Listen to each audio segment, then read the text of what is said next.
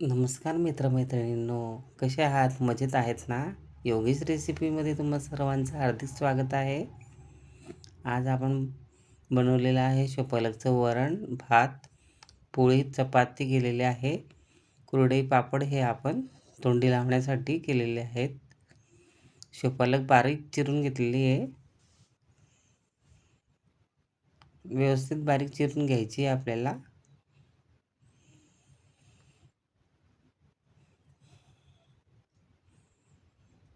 2-3 हिरव्या मिरच्या आणि लसूण घेतलेला आहे. आता आपण डाळ शिजत टाकलेली आहे एका भांड्यामध्ये. तुरीची डाळ घेतलेली आहे आपण.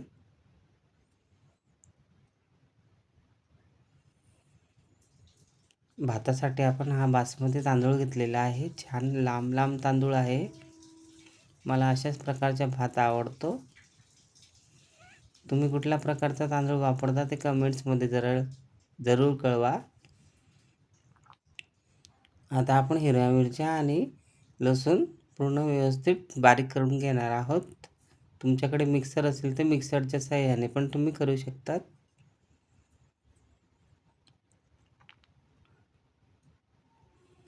अशा पद्धतीने बारीक करून घेतलेला आहे आपण.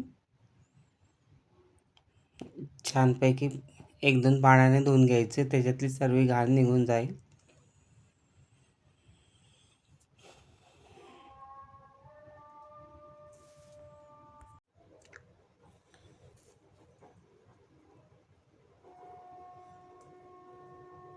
पूर्ण पाणी आपण आता याच्यातलं व्यवस्थित काढलेलं आहे.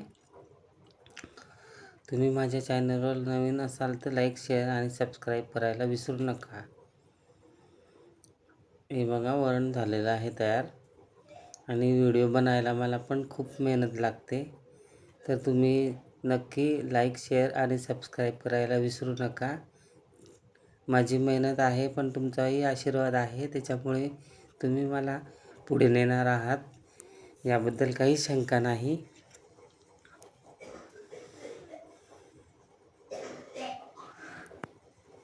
जिरं मोहरी आपण टाकलेला आहे त्याच्यामध्ये.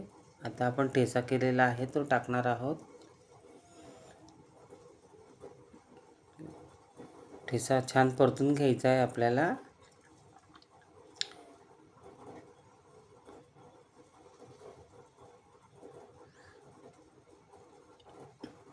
कृपया माझ्या चॅनलला लाईक, शेअर आणि सबस्क्राईब करा, कारण खूप मेहनतीने मी हा व्हिडिओ बनवतो.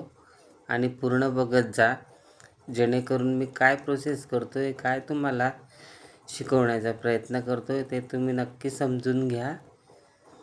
बरेचसे चॅनल यूट्यूबवर असतील, पण माझ्या चॅनलच्या रेसिपीमध्ये कमी बजेटमध्ये रेसिपी मी तयार करून दाखवतो आणि तुम्हाला परवडेल या हिशोबानेच आपली रेसिपी असते योगेश रेसिपीची.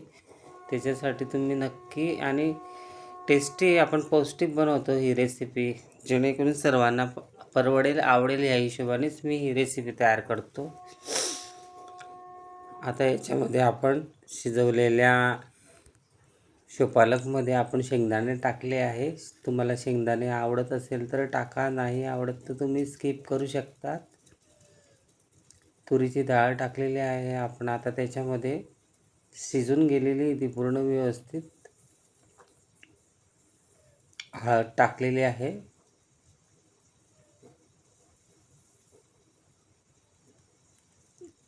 हळद जेवढी पाहिजे तेवढी टाका तुम्ही. आपण आता त्याच्यामध्ये मीठ टाकलेलं आहे, धना पावडर टाकलेली आहे. छान शिजल्यानंतर आपण सर्व हे जिन्नस टाकलेलं आहे आणि थोडी चवीनुसार आपण चिली फ्लेक्स टाकतोय त्याच्यामध्ये. कोथिंबीर पण टाकलेली आहे थोडीफार वरतून. आता आपण भातासाठी एका भांड्यामध्ये आपण तूप टाकलेलं आहे, त्याच्यात जिरं टाकतोय आपण आणि उकळण्यासाठी पाणी छान उकळू द्यायचं आहे. आणि त्याच्यानंतरच आपल्याला त्याच्यामध्ये भिजवलेला आपण 10-15 मिनटं भिजवलेला तांदूळ टाकायचा आहे. चवीनुसार थोडंफार मीठ टाकून घ्यायचं आहे तुम्हाला, जेणेकरून त्याच्यामध्ये तुम्हाला व्यवस्थित चव लागेल आणि भातही छान मोकळा होतो. तुम्ही पण कशा पद्धतीने तयार करतात ते नक्की कळवा. हे बघा, वरण तयार झालेलं आहे. इकडे आपण भात लावतो आहे. माझ्याकडे 3 फ्लेमचा गॅस आहे, त्याच्यामुळे माझं एकाकडे पोळ्या, एकाकडे भाजी आणि एकाकडे आपल्याला दुसरं काही पदार्थ तयार करायचा आहे, तो करू शकतो. अशा पद्धतीने जास्त पातळ पण नको, घट्टही नको, असे मीडियम, म्हणजे तुम्हाला भातावर टाकून किंवा पोळीसोबत चुरमा किंवा काला करून खाता येईल. मला तर पूर्ण काला केलेला किंवा मोडलेली रेसिपी आवडते. आम्ही जळगाव खानदेशचे असल्यामुळे आम्हाला काला वगैरे लागतोच. चुरून मुरून खाणारे लोक आहे आम्ही.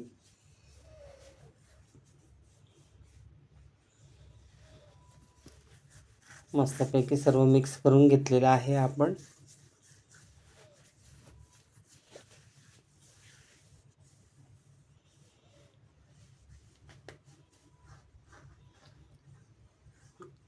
त्याच्यावर झाकण ठेवून आपण त्याच्यामध्ये पाणी ठेवलं आहे, जेणेकरून जेवढं लागेल त्या प्रमाणात आपण थोडं थोडं टाकू शकतो. बघा, पाण्यालाही उकळी छान फुटलेली आहे आणि अशा पद्धतीने आपला भात तयार झालेला आहे. बघून घ्यायचं आहे बोटाने चेपून की झाला आहे की नाही, नाहीतर मग आपण गरम केलेलं पाणी ते थोडं थोडं टाकू शकतात. तुम्हाला मऊसूत पाहिजे असेल भात तर थोडं पाण्याचं प्रमाण जास्तही घेतलं तरी चालेल, आणि जर असं मोकळा पाहिजे तर कमी प्रमाणात पाणी टाकायचं. बघा, असं छान दाणेदार आणि एक एक दाणा वेगळा वेगळा दिसतोय छान.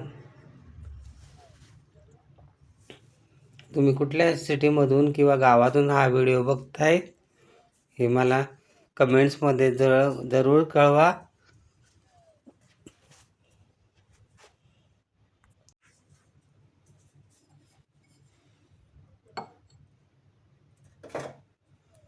मला थोडा मऊसूद लागत तो भात, त्याच्यामुळे मी थोडंसं पाणी टाकलेलं आहे.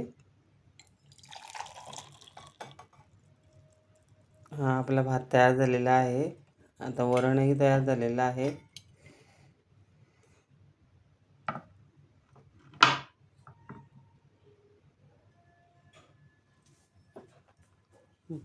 खुश राहा, मजेत राहा आणि खात राहा.